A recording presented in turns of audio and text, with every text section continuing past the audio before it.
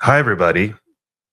Happy Saturday. It's nice to be with you. I don't know what I'm doing. I'm doing a live. I'm just addicted, man. I'm addicted to the live. No, first of all, I want to thank everybody who voted in the poll. As you can see, there's a poll right below this video. And the question was, should I do an impromptu live stream? And it was a dead tie, 50-50. Um, yes, between yes and no. Fortunately, nobody took the third option, which was a little cutesy on my part. But a dead tie. And so I have to break the tie as a leader. I have to do what leaders do and say, I'm not just going to follow the polls. I'm going to make a decision for what's best for the nation. And I'm going to do my little live stream. Now, the joke is that only two people voted. There was one vote for yes, one vote for no, but that's okay. It was still a beautiful exercise in democracy. And then overriding democracy, actually. So I'm actually a dictator of the Brian Esco Show. Welcome to my world. I am the tyrant, and you are the subject, and it's a pleasure to be with you. I got to say, I'm happy with the podcast lately. I was just looking at guests I've had recently. I had Jon Stewart, not the comedian, not the famous comedian, but the well-respected UFO alien researcher on in the middle of December. It was an amazing conversation. He just published a conversation on the Chris Ramsey Area 52 podcast. It does. I mean, him and Chris Ramsey and Jesse Michaels of the American Alchemy podcast are the biggest UFO interesting sci-fi slash it's real maybe podcast out there. So to be swimming in the same waters, getting the same guests is a real good sign for me. I really appreciate that. Encourage everyone to go listen to that episode of Area 52, Chris Ramsey's podcast that just came out with Jon Stewart. It was really good. Certainly better than the conversation I had with John, but still amazing.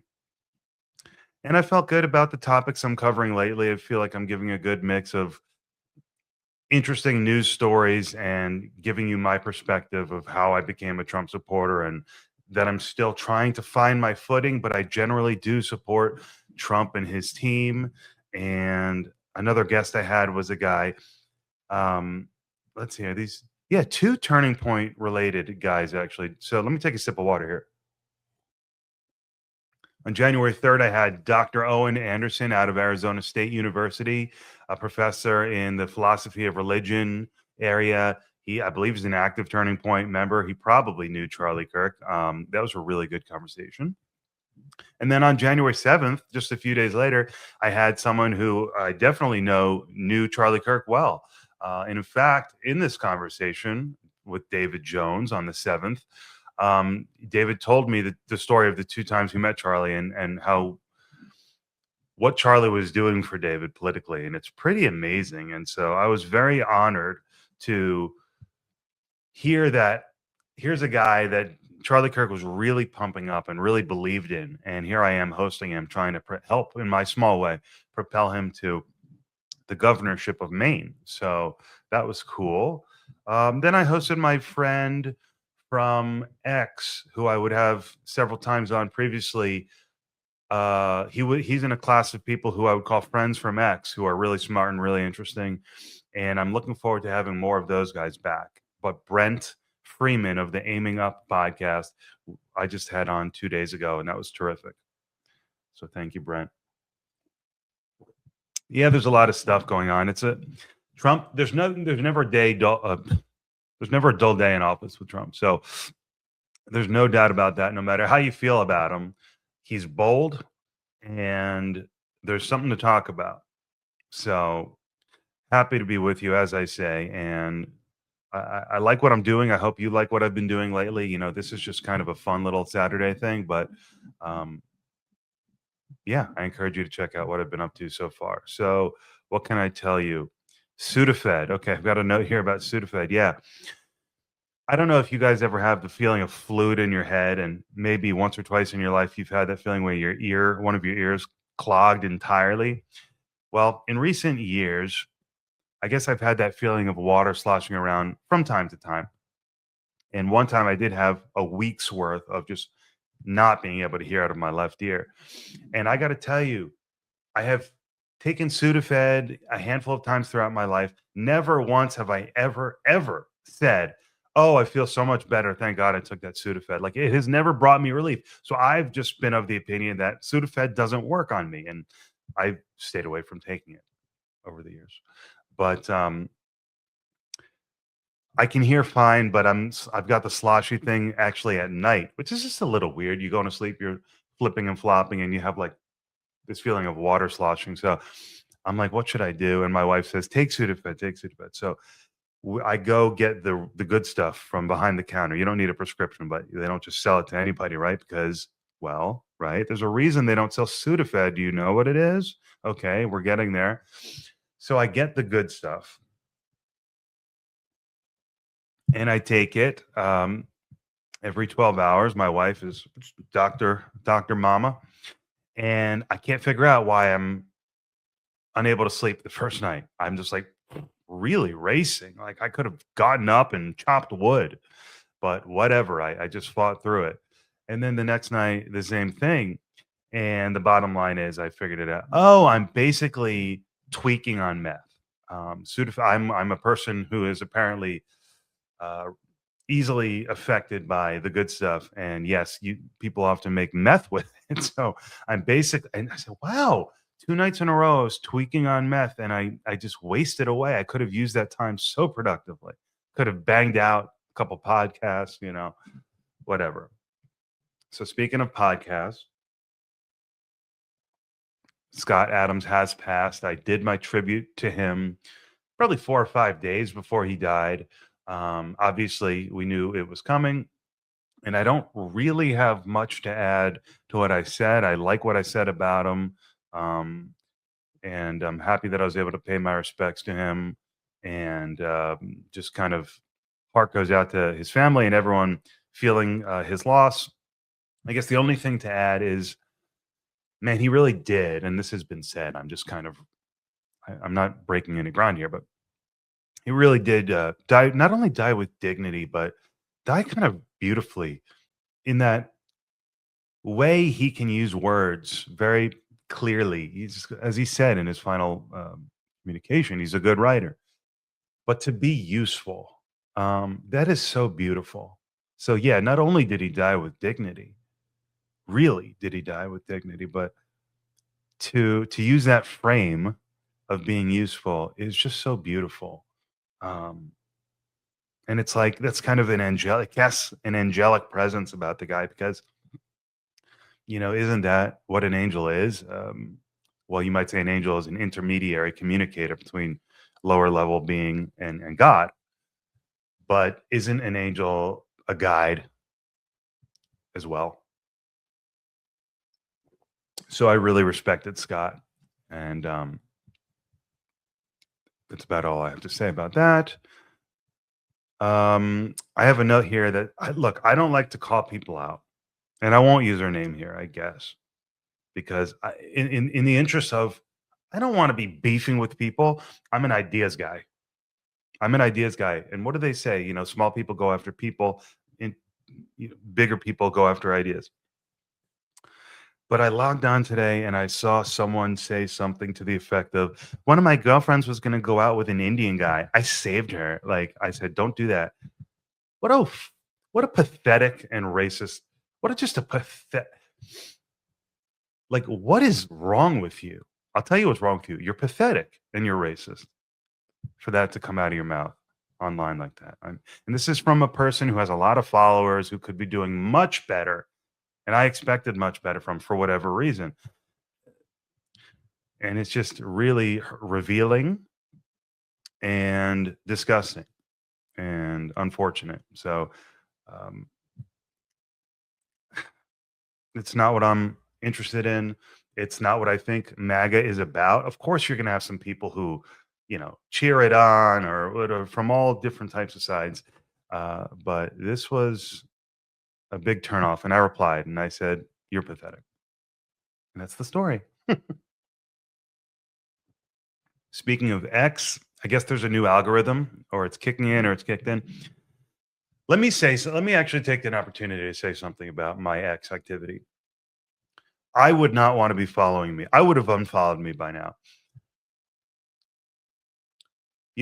And speaking of the previous comment I made about the person who was making racist comments, I was going to say it kind of if you're chronically on X, which I am, it does eventually reveal a lot about you.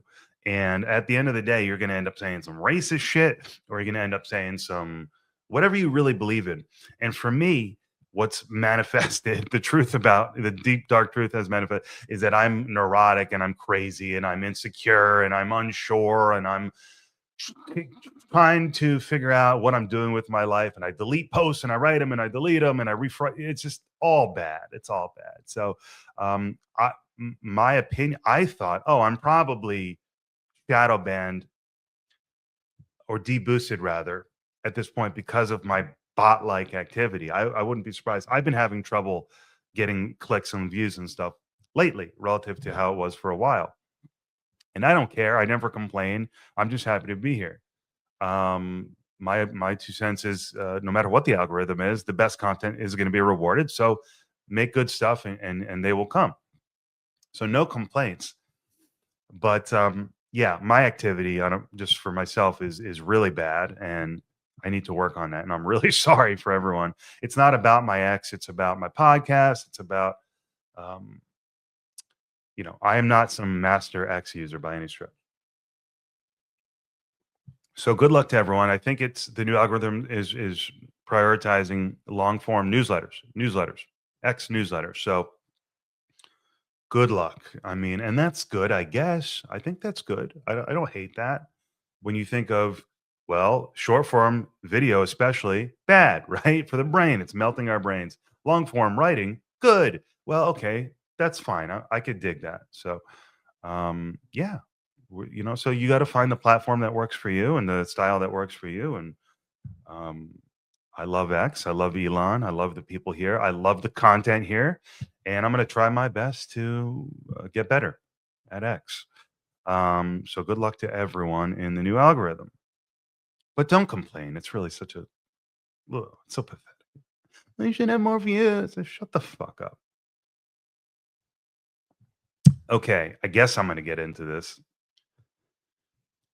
My note says this is from probably a couple days ago when some viral videos were going around of some crazy person on the left making a dramatic video. Obviously, you know, I covered briefly in the way that I could the Renee Good killing, the shooting, and that it's okay to have strong reactions to that. I mean, there's been a lot of, that was really horrible, and there are things happening that it's okay to certainly okay to react to, but the videos, you know what I'm talking about if you're on X a lot, of the people crying, and the screaming and the blaming the mom.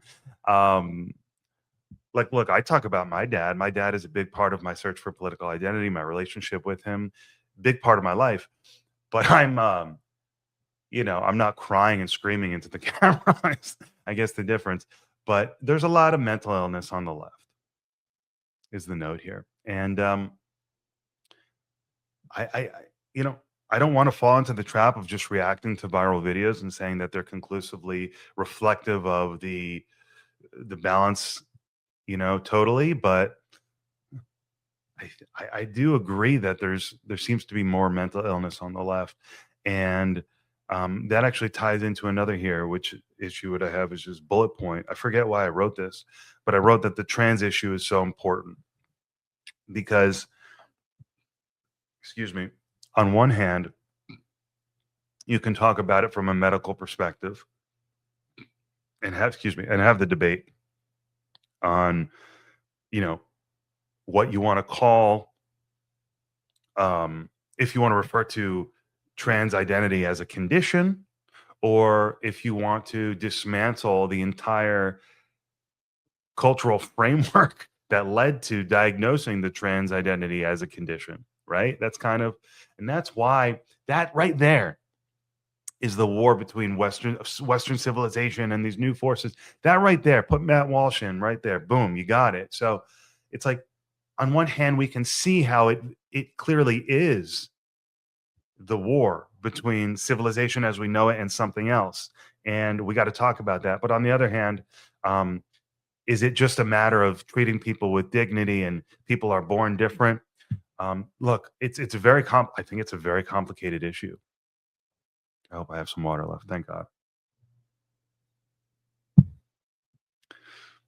And I don't have full clarity or understanding. Do you on the trans issue? I don't know. And when you really think it through, it almost becomes more difficult to figure out the key issues.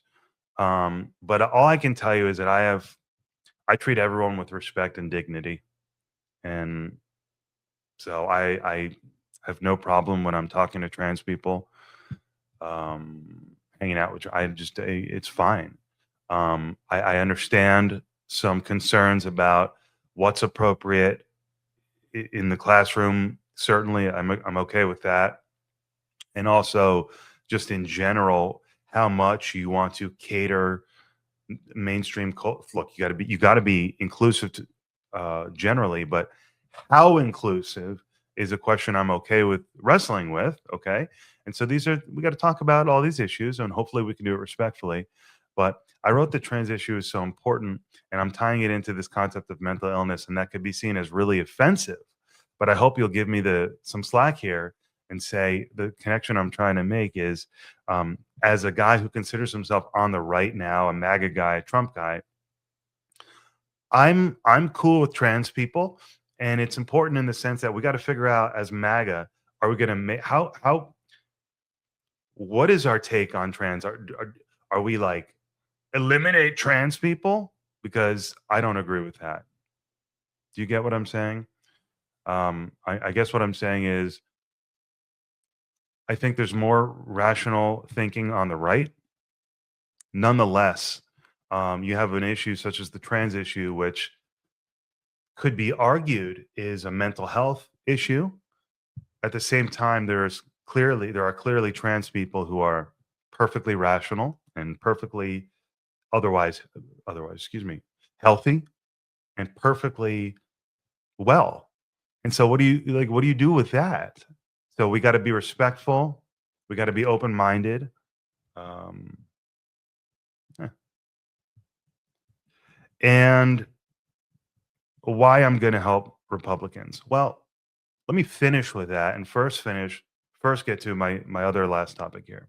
And then I'll get to why I'm going to try to help Republicans. I think it makes more sense to go explaining Trump's moves on housing and credit card fees first. Last one. Without getting into it, I mean, this is not exactly a policy show, but you're aware that Trump made an announcement that he's going to be taking action soon, through executive order, I guess, and then likely encouraging Congress to act to prevent large financial institutions from purchasing single family homes. Wow, interesting. I talked about it briefly in a recent podcast, so I won't go on to say anything else other than that's interesting. This is why I voted for Trump. Creative, out of the box, can't paint him into a corner, can't put him in a box, constantly redefining himself, open, flexible, ego driven, could be a good thing. Now it's the housing thing and then the credit card fees, the announcement with capping fees. So people are like, oh, he's texting Mamdani and problem, who knows? But he's a different cat.